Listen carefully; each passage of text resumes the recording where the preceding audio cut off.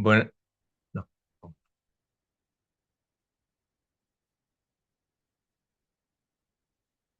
Buenas tardes. Bienvenidos a una nueva edición del Ágora del Consejo Asesor de SEDISA. Nuestro agradecimiento a Paloma Alonso, a José Manuel González, muy especialmente a Félix Rubial y a Luis González Sterling, que van a ser hoy, diríamos que los artífices de este debate. También quiero agradecerle a José Soto y a Joaquín Esteve y a los miembros del Consejo Asesor que estén conectados, las facilidades que siempre nos han dado y sobre todo la oportunidad de poder seguir teniendo estos foros de debate. El Ágora es un foro y es un foro de debate abierto con invitados que organiza el Consejo Asesor de SEDISA. Y además es un foro ya consolidado, eh, tanto a través del propio Ágora como tal, sí, y también a través de los informes que el propio Consejo viene llevando a cabo en los últimos 4 años. El debate de hoy es un debate importantísimo, fundamental, un debate que históricamente se ha tenido siempre en las reuniones de los directivos sanitarios, el debate de la arquitectura, cómo son nuestras organizaciones desde el punto de vista físico, cómo estamos haciendo. Y sobre todo en un momento en el que todo está cambiando, en que los ciudadanos son diferentes, la tecnología es diferente y también tendremos que plantear que no hagamos aquello de que todo cambie menos nosotros y obviamente es muy importante que tengamos esta reflexión. ¿Hacemos lo de siempre o no lo hacemos? Yo creo que realmente el debate de hoy va a darnos mucha información. Agradezco a todas las personas que se han podido conectar. Como saben, el Ágora dura 59 minutos, se graba, eh, no tiene presentación de documentos y tendremos la oportunidad, claro, que aquellas personas que estén conectadas en un momento determinado pues puedan tener la oportunidad de hacer alguna reflexión o alguna pregunta a los ponentes. Sin más, iniciamos el Ágora. Te doy la palabra a José Manuel González Álvarez, que es el vicepresidente del Consejo Asesor de SEDISA y, como bien saben ustedes, es consejero de Galicia y otros muchos cargos. Muy bien, buenas tardes a todos. Muchas gracias primero a los que han hecho posible que estos ágoras se pongan en marcha cada tiempo, especialmente a Mariano, que es el gran impulsor de estos ágoras, que siempre nos lo está recordando, y a la gente SEDISA, especialmente a Carmen e Isabel, que son las que hacen posible técnicamente que esto se lleve adelante. Y también, por supuesto, mi agradecimiento a los dos ponentes de hoy, a Félix y a Luis.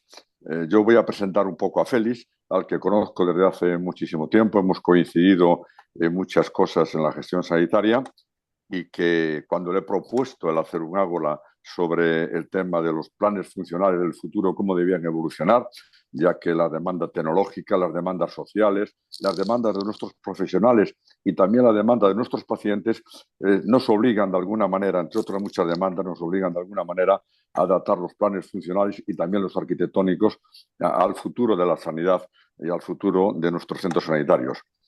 Félix lo ha sido casi todo en la sanidad.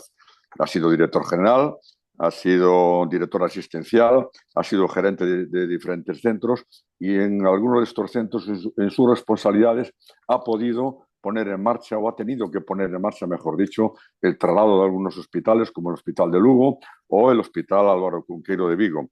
Por lo tanto, pocas personas están cualificadas para hablarnos del tema del que hoy vamos a debatir. Sin más, Félix, muchísimas gracias Luis, y como el tiempo es oro en los ágoras, pues ya le cedo la palabra a Félix para que empiece a hablarnos de cuál es su visión sobre los planes funcionales de la sanidad en el futuro, que luego deben adaptar los arquitectos a los planes arquitectónicos y a hacer realidad lo que los planes funcionales dicen. ¿Quiénes deben intervenir en estos planes? ¿Cómo deben hacer? ¿Cómo deben adaptarse al futuro que nos espera? Por tanto, Félix, tú tienes la palabra. Muchas gracias, José Manuel. Muchas gracias, Mariano. Muchas gracias a todos ustedes por acompañarnos esta tarde en este Ágora.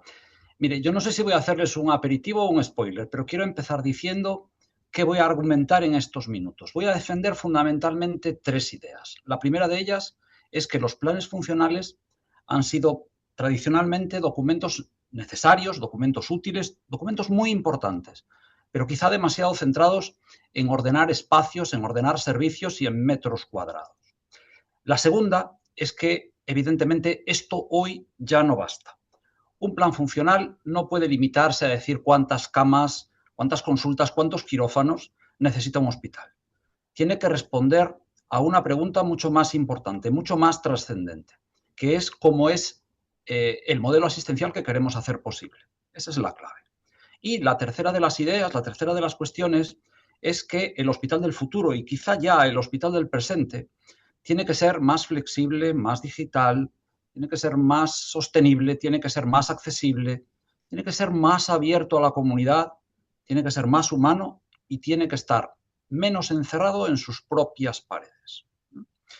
Dicho de forma sencilla, un plan funcional debe ser el documento sobre el que trabaje el equipo de arquitectura, por supuesto, pero que tiene que ser también el testimonio que recoja qué forma de cuidar queremos construir.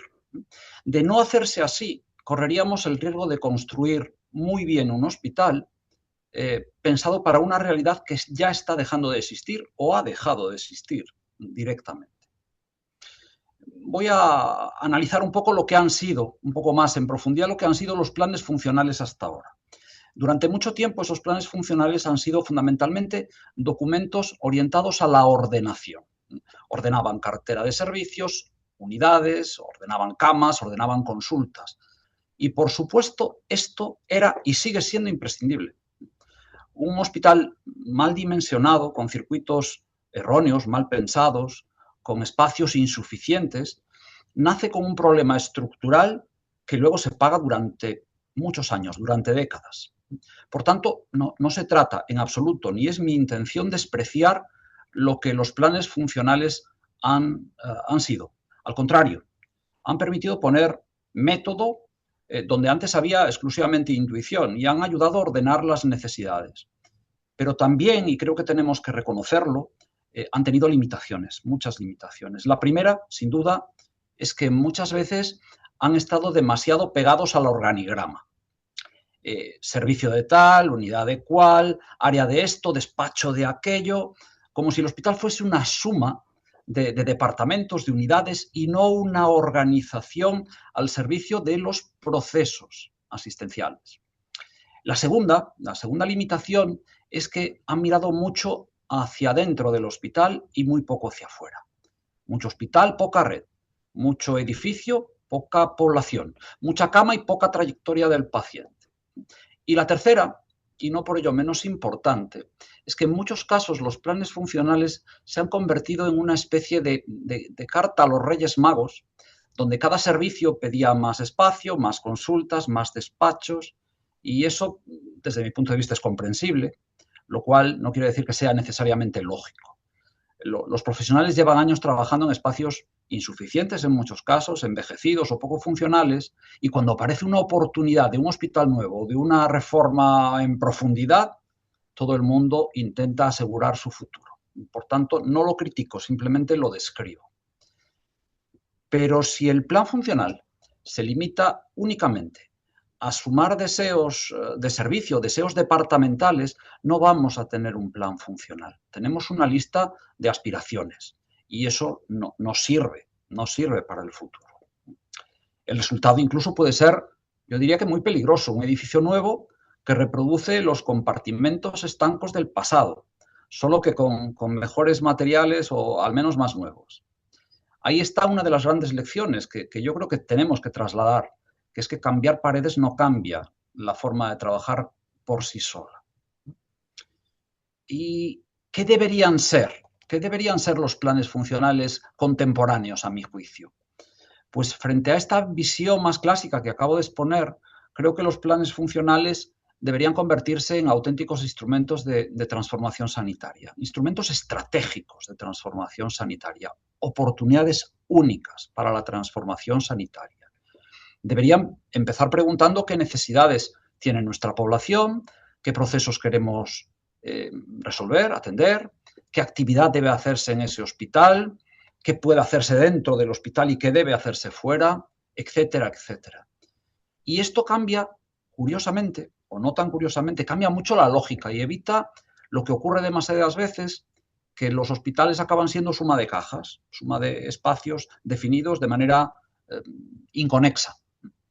Para mí el plan funcional del futuro tiene que romper esta lógica y tiene que diseñarse desde rutas asistenciales, desde circuitos, desde la continuidad, desde la seguridad clínica, desde los resultados y también, y lo avanzaremos más adelante, lo analizaremos con más detalle más adelante, desde la experiencia de los pacientes y sus familias. Nunca desde el organigrama. Primera gran lección que querría trasladar. Hecha esta visión de lo que han sido los planes funcionales y lo que creo que debieran ser, quiero contaros también lo que para mí serían los requisitos fundamentales para un plan funcional contemporáneo. Voy a hablar en concreto de 7. El primero de ellos es del papel de los profesionales. Un plan funcional sin profesionales es un plan ciego. Y cuando digo profesionales no me refiero exclusivamente a los médicos, que ha sido uno de los grandes problemas, o los mandos intermedios, si queréis. Hablo en general de una representación de la interdisciplinaridad hospitalaria. Los distintos profesionales conocen también distintas dimensiones de un hospital real, saben dónde se atasca un circuito, dónde se pierde tiempo, dónde se duplican pruebas, etcétera, etcétera. Y eso exige que exista una mirada interdisciplinar para conseguir que ese plan funcional desde el principio esté correctamente validado sobre aquello que se ha decidido. No se espere al final para esa validación profesional. Ahora bien, dicho esto, tengo que decir también que participación profesional no significa que cada unidad diseñe su parcela, porque si no volveríamos a hablar de esa suma de cajas a la que hice referencia anteriormente. Este es un equilibrio muy difícil, muy difícil, precisamente por lo que he dicho antes, porque los profesionales han esperado durante mucho tiempo en condiciones habitualmente precarias para mejorar su situación estructural y esto hace que a veces la demanda pues supere a las necesidades reales. Pero indefectiblemente hay que escucharlos para rediseñar procesos y por tanto hay que escucharlos para rediseñar planes funcionales. La pregunta que deberíamos hacernos es qué necesita el paciente en este proceso y cómo nos organizamos alrededor de él y no lo que habitualmente se ha preguntado, que es qué necesita un servicio, qué necesita una unidad. Este cambio de pregunta es probablemente la clave fundamental de los nuevos planes funcionales desde mi perspectiva y, bueno, pues habiendo vivido al menos 3 grandes planes funcionales. Segundo aspecto relevante, segundo requisito. He hablado de la participación de los profesionales, pero tenemos que contar con el papel de los pacientes. Durante mucho tiempo los pacientes han sido invitados de piedra en un hospital diseñado por profesionales, para profesionales y seguramente también con lenguaje profesional. Esto ya no es, hoy en día, ya no es aceptable. La participación del paciente tampoco debe entenderse como un gesto amable ni como una forma decorativa de humanización. No se trata de que invitemos a los pacientes para que nos digan si les gusta el color de una pared u otro, o si una sala les parece acogedora o no. Eso tiene valor, pero se queda necesariamente corto. La visión del paciente debe aportar muchísimo en ámbitos como la funcionalidad, la accesibilidad, la operatividad, la continuidad asistencial e incluso la seguridad.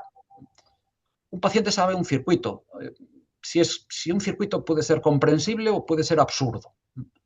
Y es más, voy más allá. Los cuidadores también lo saben.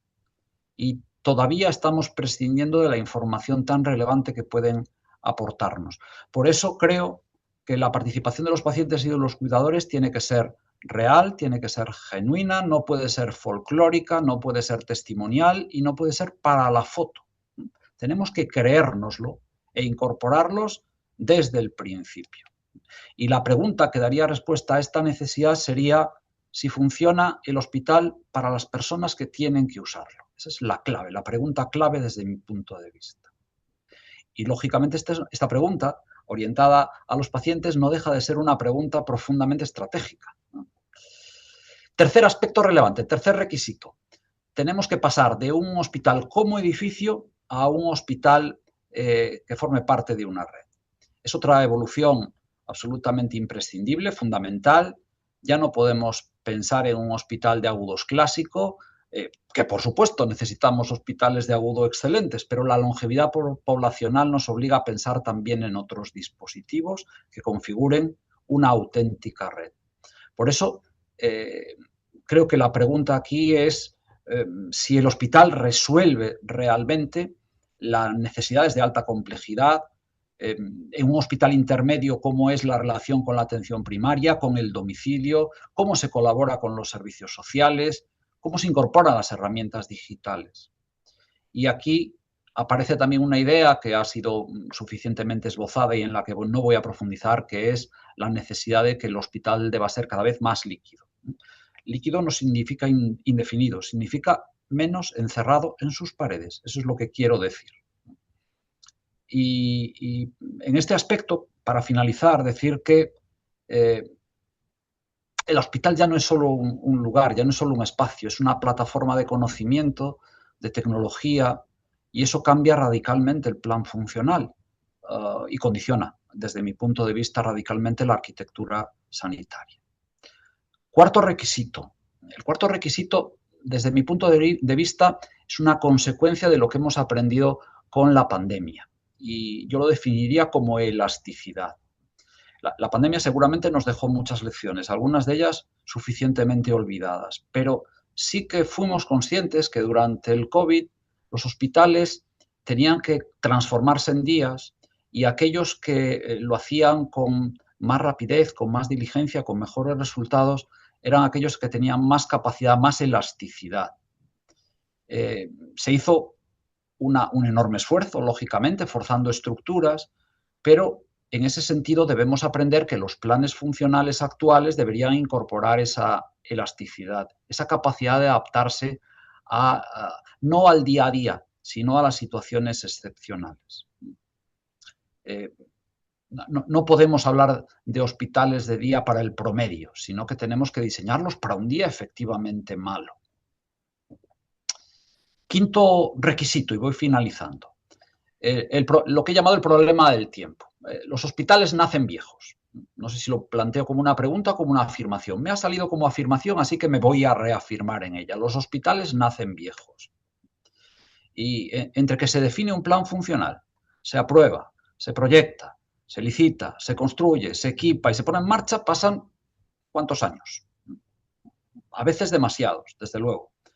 Y yo diría que en sanidad 10 años es una auténtica eternidad. Y por eso, en muchos casos, cuando los hospitales se inauguran, ya nacen con ciertas limitaciones y con cierta obsolescencia.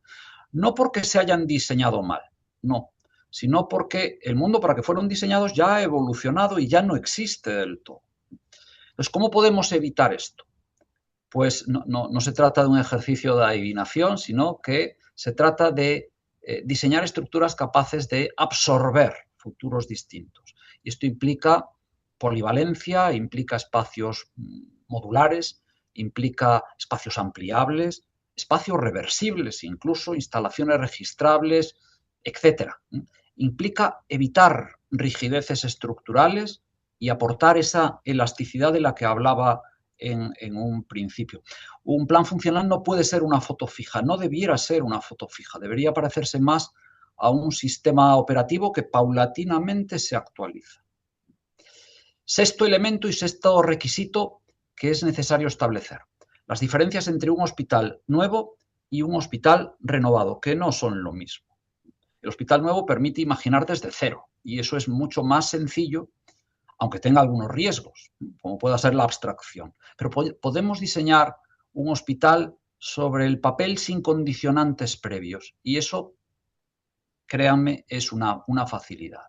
Sin embargo, el hospital renovado tiene el problema de arrastrar inercias, de la dificultad de la resistencia al cambio, ¿no? Estructuras antiguas, servicios con historia, costumbres adquiridas, instalaciones totalmente condicionadas, que es necesario replantear, reformular y el plan funcional tiene la responsabilidad de hacerlo. Por eso esto exige cierta audacia, cierta valentía.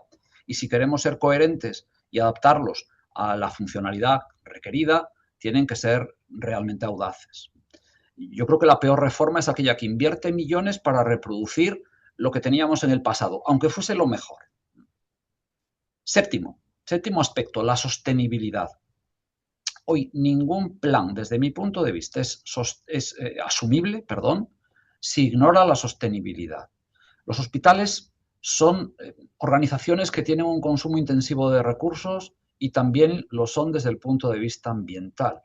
Por eso, tampoco la sostenibilidad, como hablábamos antes, de la participación de los pacientes puede ser un adorno al final del proyecto, la guinda sobre el pastel. Debe formar parte del modelo asistencial y de esa manera condicionar el modelo arquitectónico. Y sostenibilidad no es solo cómo se construye el edificio, es también qué actividad podemos evitar, qué actividad podemos ambulatorizar, qué actividad podemos desplazar a otros niveles asistenciales o qué desplazamientos podemos reducir. Esto también es sostenibilidad. Y resumo, finalizo. Para mí los planes funcionales deberían ser, primero, poblacionales, es decir, partir de las necesidades de salud de la población, no solo de la cartera histórica del hospital. En segundo lugar, deben ser asistenciales, es decir, diseñarse sobre procesos, sobre continuidad, no sobre compartimentos estancos, sobre silos, sobre cajas cerradas.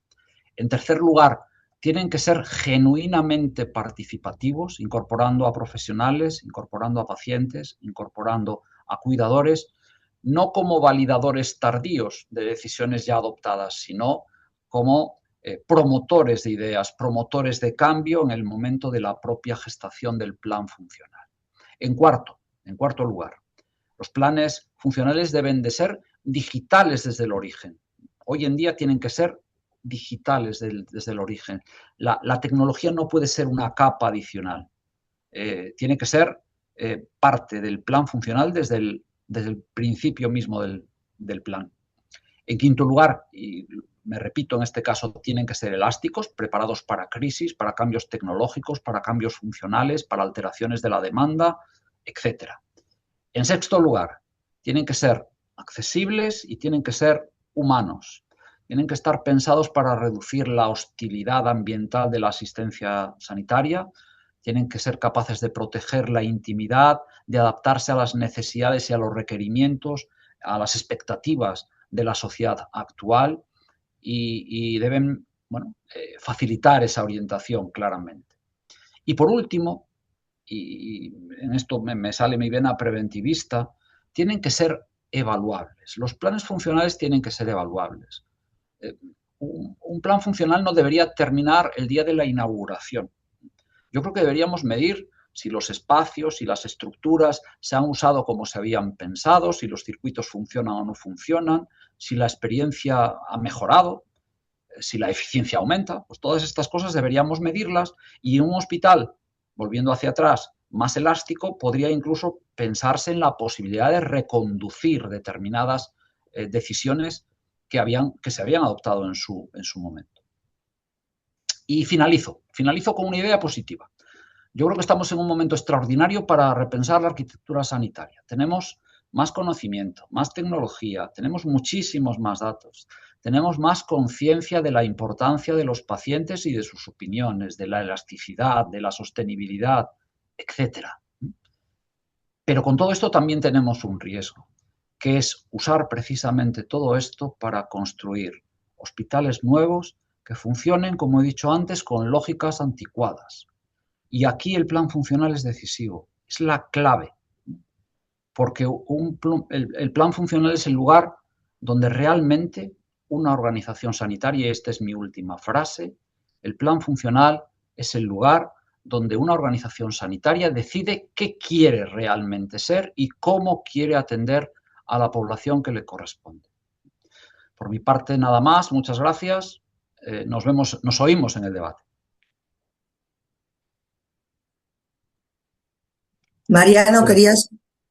José Manuel quería hablar, pero tiene el micrófono parado. Félix, muchísimas gracias. Perdón, Poco más se puede decir en 15. 15 minutos. Muchísimas gracias, Félix. Eso mismo iba a decir yo. No se puede decir más y mejor. Yo Y mejor. tenía que haber dado la palabra a Paloma antes de que Félix interviniese. Se la doy ahora, por favor, Paloma, discúlpame. Es tu turno de presentarnos al segundo panelista. Mariano, ¿querías decir algo? No, yo estoy encantado. Yo también. Pues muchísimas gracias, Félix, y además compartimos muchas cosas. Ese hospital mutante y plástico, ¿no? El hospital mutante y plástico deslocalizado, que es capaz de afrontar la fragilidad, el envejecimiento, enfocarse. Y también ahí decirte que estoy de acuerdo contigo, pero que luego ya lo discutiremos, pero que en un mundo de incertidumbre, pues la población, la inmigración, la multiculturalidad te cambia las poblaciones, viene una epidemia, es muy difícil de planificar a 5 y a 10 años. Pero luego trataremos de eso. Yo sí que quería presentar a Luis González Sterling, con el que llevo no quiero decir cuántos años, pero que le conozco como arquitecto hospitalario.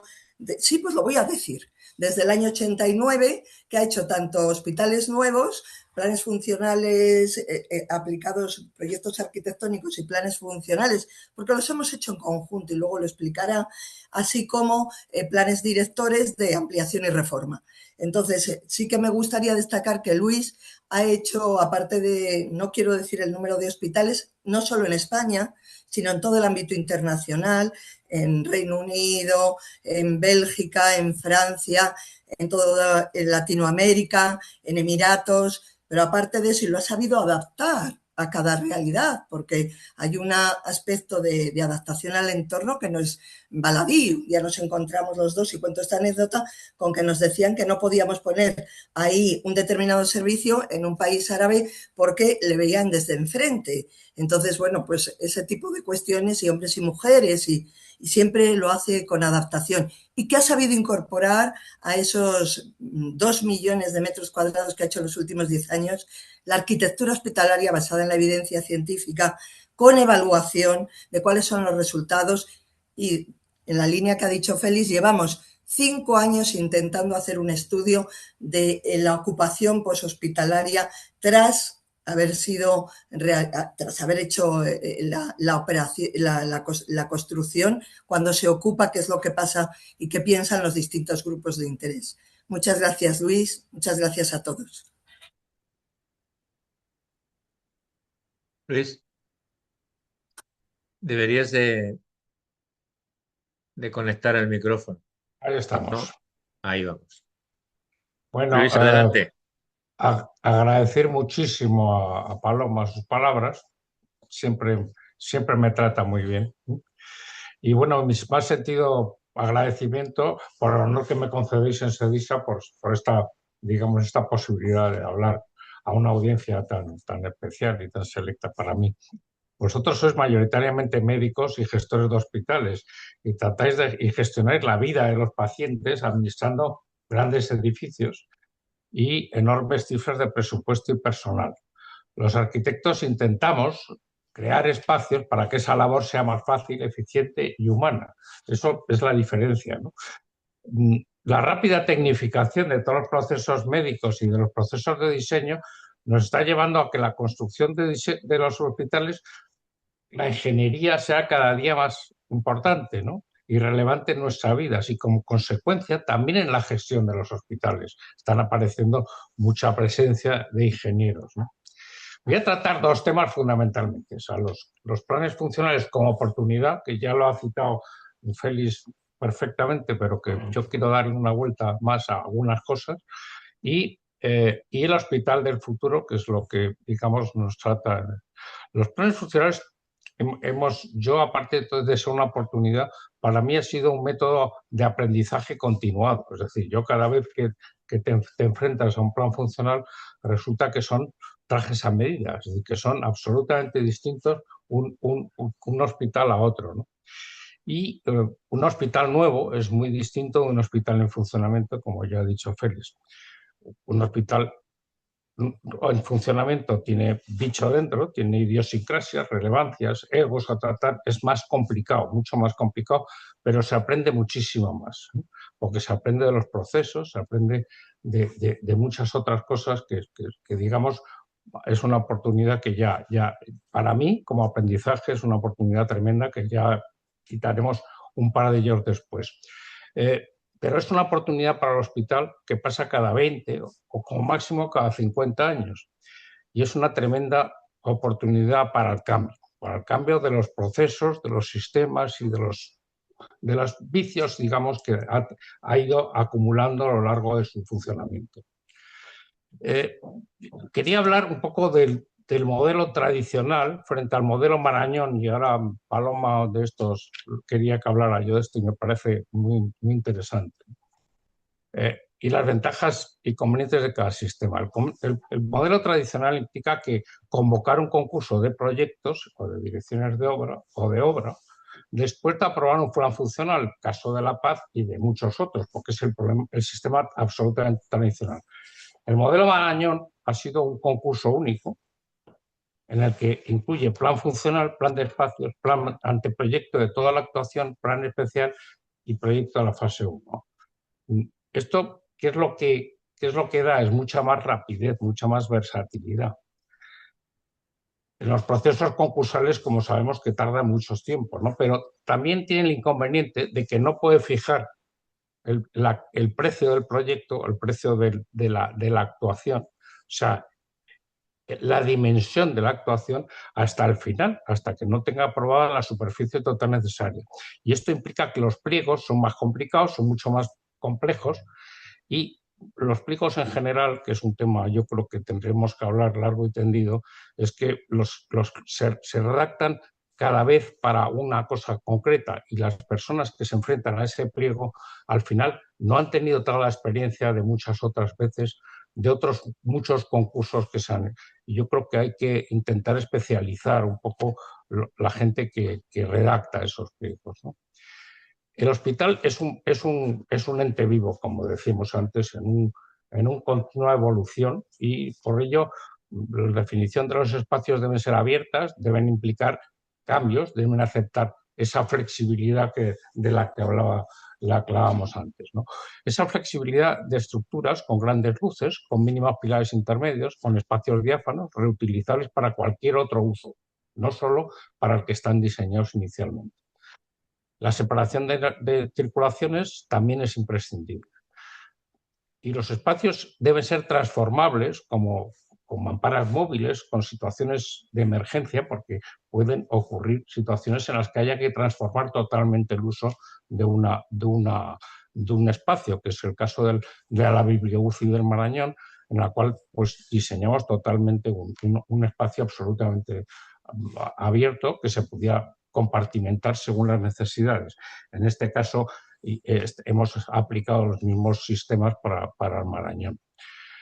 Los planes de los hospitales en funcionamiento son distintos, pero deben ser como un plan general de urbanismo de una ciudad, es decir, hacia dónde va el plan, hacia dónde va el hospital, ¿eh? Y debe ser renovado cada 10 o 20 años. Este camino puede variar a lo largo del tiempo, es decir, que se tiene que renovar continuamente, como ya ha dicho Félix antes, ¿no? Y puede haber necesidades imprevistas incluso a lo largo de la ejecución de un proyecto. Hay que tener en cuenta que los proyectos están diseñados para un momento determinado, pero con el tiempo que se tarda en construir, para mí, los proyectos que diseño ahora, sé que dentro de 5 años van a estar absolutamente obsoletos, que tengo que cambiar durante el proceso. Entonces, es muy importante ver, digamos, las necesidades imprevistas, como recoge el artículo 205 de la Ley de Contratos de las Administraciones Públicas, y las circunstancias sobrevenidas, ¿no? Que la modificación de contratos de obra tenga que estar abierto siempre a esas posibilidades. Yo me siento muy orgulloso del plan director del 12 de octubre, que lo redacté junto a un conocido gerente, ¿no? Que es Joaquín Martínez, en 2003, y ahora, 23 años después, sigue vigente en lo fundamental, pero no suele ser así, suele cambiar radicalmente, ¿no? Luego quiero hacer una defensa de las sustituciones, de los procesos de sustitución frente a las ampliaciones y reforma de los hospitales, ¿no? Creo que un hospital varía cada tantos años, pero un proceso de sustitución es más coherente porque se puede hacer sobre la marcha y se puede ir cambiando sobre la marcha, que es lo que hemos diseñado en el 12 de octubre o en el mismo Marañón. Es decir, pero es fundamentalmente, antes de decidir si hacer un proceso de sustitución en el mismo solar, hay que considerar varias cosas, ¿no? Entre otras cosas, el estado de la edificación, sus posibilidades de transformación, sus patologías y la capacidad del suelo disponible. Frente a la sostenibilidad del lugar, implica una existencia de infraestructuras urbanas, el aprovechamiento de algunos recursos existentes y la transformación del entorno. Es decir, es el caso Puerta de Hierro frente al del 12 de octubre, ¿no? Mantener el lugar es un tema de memoria histórica, incluso de la población, que yo creo que es muy importante en estos casos, ¿no? Hay que empezar siempre de cualquier forma por las centrales de instalaciones, puesto que se amortizan muy rápido y digamos que mejoran los ratios energéticos de una manera terrorífica inmediatamente. Vamos. Bueno, ahora querría hablar un poco del hospital del futuro, ¿no? Bueno, la tecnología es lo que está cambiando continuamente el hospital del futuro, ¿no? Nos ha cambiado a todos la vida, ¿no? Ninguno podíamos pensar hace 30 años que en la mano llevaríamos un aparato, que es nuestro teléfono, que nos sirviera para casi de todo. La atención médica también ha cambiado, de centrarse en la curación a centrarse en la prevención. La universalización de la información y el tratamiento de los Big Data posibilita en este momento la prevención, la predicción y la personalización de la medicina. El sector sanitario es sin duda de los más datos que generan en el mundo, ¿no? O sea, porque tenemos una cantidad de datos que se están generando tremendas, ¿no? Y hoy en día, pues, crecen exponencialmente. Estamos pasando de las máquinas a los datos, es decir, que lo que tratamos son datos. Si la mayor compañía, yo hace unos años, en 2017, presenté una ponencia que era un poco esto, ¿no? Si la mayor compañía de taxis no tiene taxis, como Uber, si la mayor compañía de alquiler de apartamentos no tiene edificios, como Airbnb, si la mayor compañía de telefonía no tiene infraestructura, como Skype o Zoom, por donde estamos hablando, si el mayor distribuidor de cine no tiene cines, si la mayor comercializadora de productos no tiene tiendas, como Amazon, y si el mayor banco del mundo no tiene sucursales, como PayPal, bueno, pues ¿qué tienen todas en común? Que procesan una ingente cantidad de datos. ¿Y qué nos puede ofrecer el futuro del hospital? Pues a lo mejor es que el mayor proveedor de actividad sanitaria del mundo no tenga hospitales, estará solo en Internet. Evidentemente esto es una entelequia, ¿no? Pero porque siempre van a hacer falta los hospitales, ¿no? Pero de ahí es donde surge un poco el concepto de hospital líquido, que para mí es una denominación no muy acertada, porque es más, ahora mismo la aparición de la inteligencia artificial va a asumir otro factor añadido al de los datos y al de la Big Data, etcétera, etcétera, que va a cambiar también en los hospitales. Y está cambiando, incluso por procesos de diseño de los arquitectos, ¿no? Vamos a ver las tendencias que se consolidan, como la flexibilidad, las dobles circulaciones, los procesos, es decir, la arquitectura de los procesos. Cada área funcional, cada servicio asistencial tiene sus procesos establecidos, que son una oportunidad, los planes funcionales y los nuevos proyectos, digamos, para cambiarlos, ¿no? ¿Qué está antes, qué está después? ¿Cuál es el proceso por el cual debe seguir o el cual debe circular el paciente y el personal? Nosotros diseñamos esos procesos. Tenemos que ir a entender perfectamente el proceso que se debe utilizar para diseñar los procesos como si fueran organigramas, como si fueran pasillos que conducen de una cosa a otra. Y la tecnología no como un fin, sino como un medio. Últimamente pues, se están multiplicando de una manera tremenda los puntos de voz y datos. De hecho, Madrid Digital interviene en los hospitales donde hemos últimamente intervenido y hemos multiplicado por 1,5 en un año, 2 años, el número de puntos de voz y datos. Ahora mismo estamos aplicando, por ejemplo, en las camas de UCI 8 puntos de voz y datos, nos están exigiendo en este momento 20 puntos de voz y datos. Así que estamos ya tremendamente, porque todos los aparatos tienen que estar incluidos y además pueden monitorizarse a través de datos, ¿no?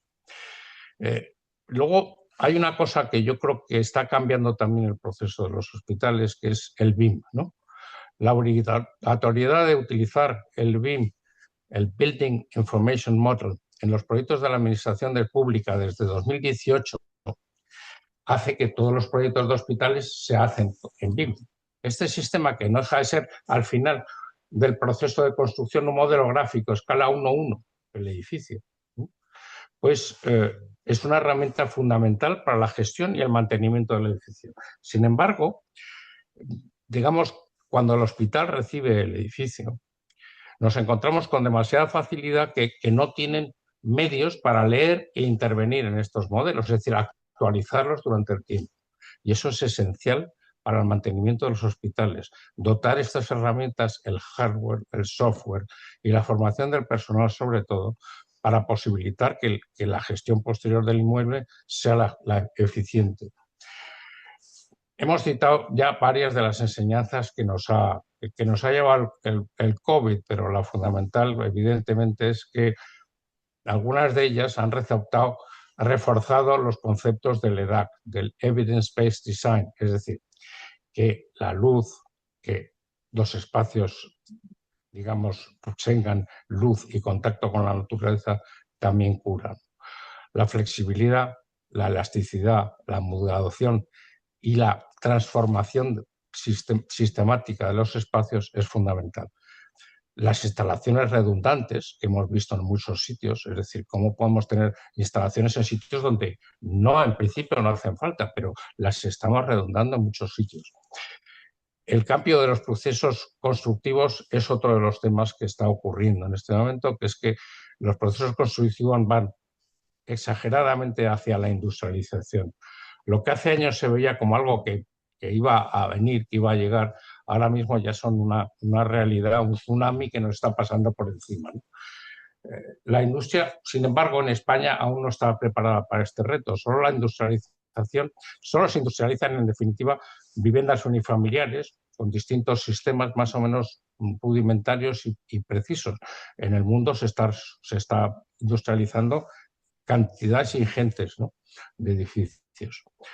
La semana pasada, por ejemplo, la semana pasada ganamos un centro de salud de 3 centros de salud industrializados con proyecto y obra, y esta semana hemos presentado a 3 lotes de 200 viviendas industrializadas, cada una de la EMV, es decir, igualmente con constructora, con proyecto y obra.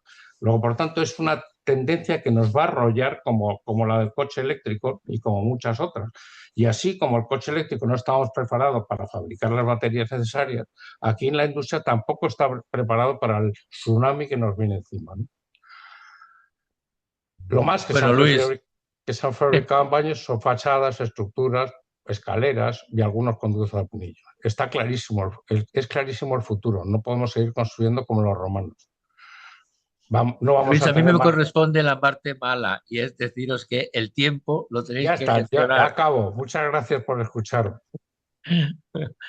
Muy bien. Oye, es un placer. La verdad es que las dos presentaciones no pueden ser mejores en tanto en cuanto la experiencia de ambos dos es excepcional. Por tanto, es un lujo para nosotros. Es verdad que habéis dicho cosas muy, muy interesantes. A mí especialmente me ha gustado todo el tema del tema de los requisitos que Félix ha planteado. Me parece que es un ejercicio académico fundamental para inclusive las personas que se incorporan a las organizaciones sanitarias en este momento, ya que también tenemos que hablar, pues, de este relevo generacional. Y Luis siempre es una fuente de información y de una gran experiencia. A mí el tema de la industrialización, al que él lo ha dicho al final, me parece que es uno de los elementos más disruptivos que hay en el momento actual sobre la construcción de edificios civiles y no civiles. Pero bueno, tenemos 15 minutos. Hay un par de personas que sí que quiero mencionar, pues se han preocupado. Una de ellas es Blanca Sánchez, que le ha dado felicitaciones a Félix por aquello de la participación de los profesionales en los planes funcionales. Y hay otra persona que no termino de identificar que nos llama la atención diciendo que, que, que por qué los planes funcionales casi siempre lo han hecho las direcciones médicas de los hospitales y no los han hecho los directores de operaciones, entre otras cosas porque muchos hospitales no tienen director de operaciones, pero en cualquier caso son también una buena reflexión. A mí me gustaría que entre vosotros ahora utilizarais un par de minutos, y Paloma, tienes tú la palabra. Bueno, lo había levantado creo que antes José, pero yo sí que quería haceros una pregunta a cada uno. Totalmente de acuerdo en lo que decís los dos y cómo los hospitales en un plan director, el adaptarse a nuevas formas de espacios, de equipos, pueden hacer que revises tus procesos y tus procedimientos y son una gran disculpa para reorganizarte, ¿no?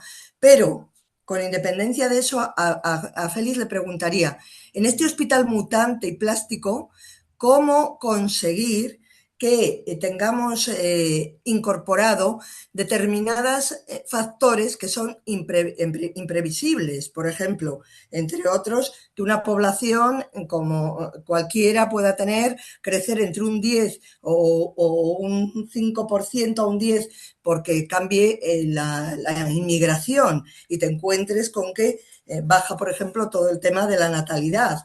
¿Qué hacer? O, por ejemplo, que te encuentres con que la tecnología va a un ritmo tal que es dificilísimo de incorporar y saber cómo incorporarla, aunque dejes espacios de reserva, cómo conseguir incorporar esa multiculturalidad que está cada día más en boga, o cómo conseguir, también me da susto, esa ciberseguridad, porque yo también pienso que con lo de mitos puede ocurrir que a lo mejor tengamos que volver a los archivos digitales, a los archivos físicos, porque esa ingente cantidad de datos que estamos manejando tiene también sus huecos. Y esos problemas también los afrontan los hospitales, que posiblemente a lo mejor haya un cambio también, que la inteligencia artificial avanza mucho, pero también tiene determinados y oscuros agujeros.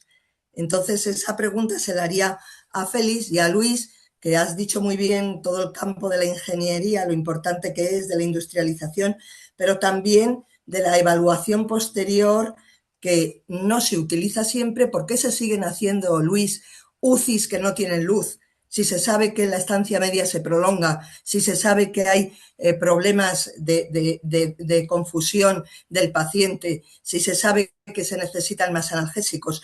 Todo ese campo que has comentado de la arquitectura hospitalaria basada en la evidencia científica, ¿por qué no se está aplicando? ¿Por qué no se exige que cualquier proyecto lleve estas evidencias que sí que se exige en la medicina? Muchas gracias. Pues Paloma, Os pedimos absoluta brevedad. brevedad. Por el tiempo. Yo no tengo respuestas y menos para ti. Yo no tengo respuestas. Yo creo que una de las claves es esa elasticidad de la que yo hablaba y de la que ha perfeccionado mucho el discurso Luis. Yo creo que esa palabra es clave. El buscar espacios que puedan ser multifuncionales, que puedan ser adaptados a las necesidades concretas en un momento dado. Hay cuestiones muy sencillas. Por ejemplo, la posibilidad, y lo voy a poner en un ejemplo muy concreto, la posibilidad de duplicar habitaciones de uso individual y duplicarlas, pero dejarlas preparadas para que así sea. En muchos casos eso ha permitido, y es algo que en muchos hospitales está incorporado ya, ha permitido garantizar la intimidad en muchos casos, pero en cuestiones o en momentos de pico ha permitido también acoger a personas de manera digna sin necesidad de esperas innecesarias en otros espacios asistenciales. El tema de la multiculturalidad, bueno, es un tema que yo creo que corresponde más a aspectos, si me permites, organizativos casi que estructurales. Seguramente haya aspectos estructurales también, pues ¿qué tipo de baños podemos instalar en un hospital? Y voy a aspectos muy concretos, ¿no? Pues no es lo mismo el baño de una paciente oriental que de un paciente del sur de Europa, ¿no? Entonces, en ese sentido, yo creo que es la elasticidad y es también, y no le niego en absoluto y finalizo, la capacidad de creatividad que tenga también nuestro equipo de arquitectura y esa hibridación entre quien realiza el plan funcional y quien realiza y conoce realmente la realidad arquitectónica que está generándose en estos momentos en el mundo. Pensad que un médico con un plano es un arma de destrucción masiva. Cuidado con esas cosas. Qué bonito. Qué Luis. bonito, Félix. Creo que en cada médico hay un arquitecto y en cada arquitecto hay un médico. Eso es lo que iba a decir yo, que es sin duda una especie de simbiosis Muchas que gracias. ha dado toda la vida, ¿eh? Y de hecho, yo durante una época coleccioné planos que me habían dado los médicos cuando me explicaban cómo funcionaban ellos, ¿no? Y me daban siempre un planito, ¿no? De hecho, tenía una colección que luego al final, al cambio de estudio, pues lo perdí unos incunables maravillosos que tenía. Incluso algunos de ellos en colorines, ¿eh? Pero vamos, últimamente algunos de los médicos con los que hemos estado practicando en el Marañón nos han dado sus planos dibujados por ellos, ¿eh? Y con gran entusiasmo además, ¿eh? Y la verdad es que hay que decir que, bueno, pues que muchos de ellos sabían de lo que hablaban. Otros, el problema gordo es que están funcionando de una determinada manera y se empeñan en trasladarla al futuro, ¿no? Y ahí el conversar con ellos, esas sesiones que hemos tenido Paloma y yo durante horas y horas, hemos tenido 148 entrevistas con servicios médicos en el Marañón, para que os hagáis una Con idea. pacientes. Y con pacientes bueno, con varios ¿Y servicios no lo habéis tenido, externos. y no lo habéis tenido con enfermeras? No, las enfermeras Claro, siempre venían estaban, todos, siempre Mariano, estaban. venían todos, Tenían Ya, todo ya, el como servicio. es debe que, ser. sí, pero es que siempre habláis de los médicos. Yo soy médico, pero siempre hablamos de los médicos en el discurso. Hay que introducir también a todo el personal de Evidentemente, enfermería y más en el diseño de hospitales. evidentemente. Y a la hostelería y Bien, bien, bien.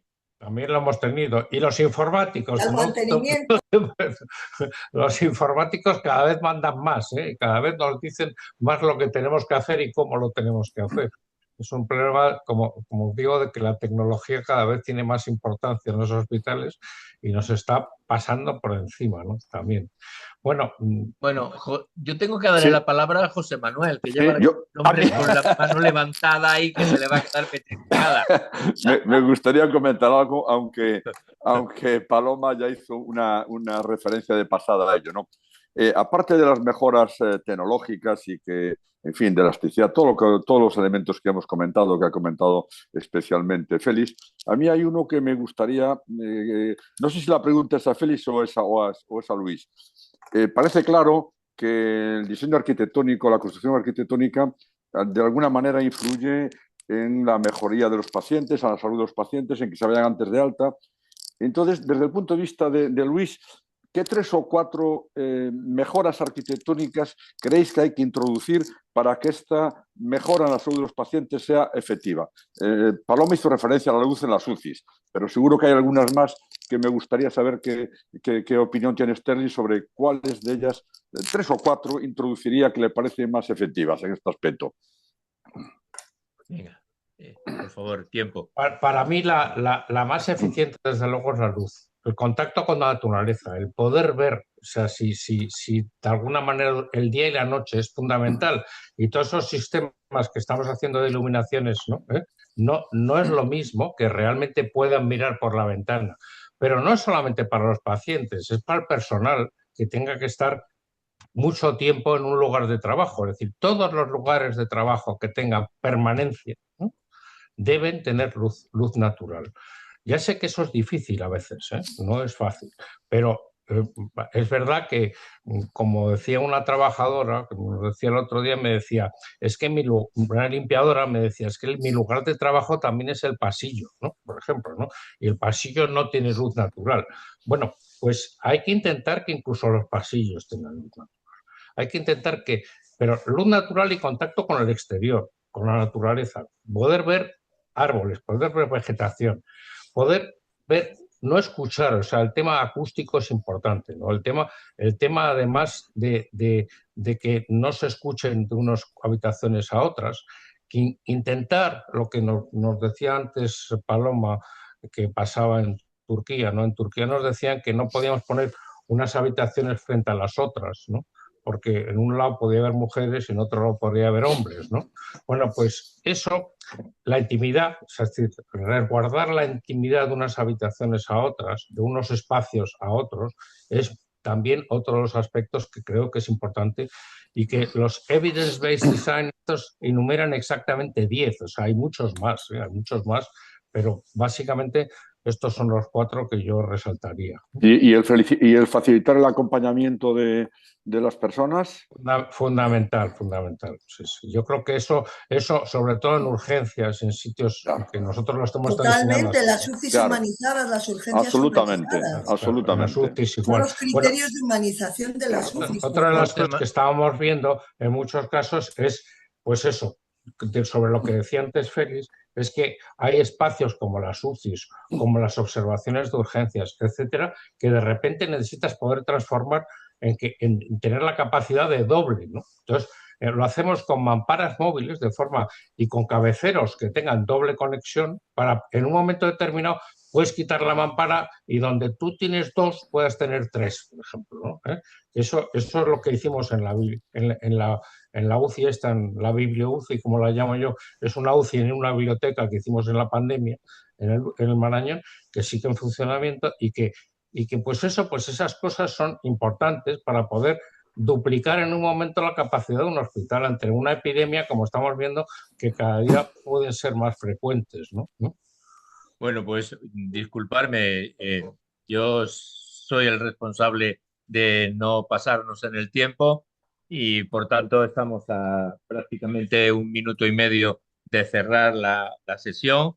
Es verdad que hay felicitaciones a través del dispositivo, inclusive hay una persona que le pregunta a Luis sobre el Hospital Universitario de Castro, pero no va a ser posible. Simplemente que sepas, Luis, que hay alguien que te está preguntando, Francisco José Calvo, que seguro que tiene alguna responsabilidad en ese hospital.